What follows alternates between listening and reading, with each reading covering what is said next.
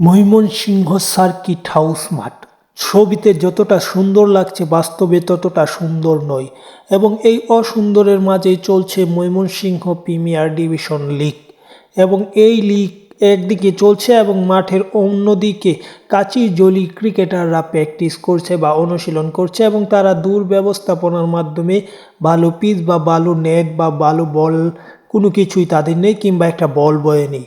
যাও তাদের কোচ তাদেরকে বল করার মাধ্যমে প্র্যাকটিস করাচ্ছে একদম বাজে অবস্থায় ঘাসের পিচে বলতেই নেই এবং তারা মূলত যে বলটা দিয়ে প্র্যাকটিস করছে আপনারা জানলে অবাক হবেন, এমন বল দিয়ে পাড়ার ক্রিকেটও খেলায় না।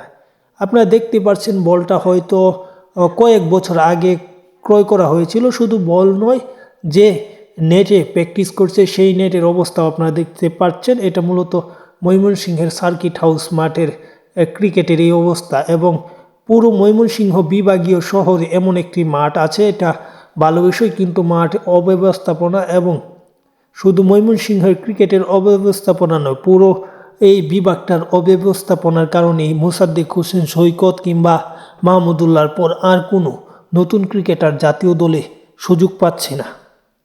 স্থানীয়দের সাথে আলোচনা করে জানা গিয়েছে যে পর্যন্ত মূলত ময়মনসিংহের এই মাঠটাকে তেমন কোনো কাজ করানো হচ্ছে না প্রায় অনেক দিন যাবৎ।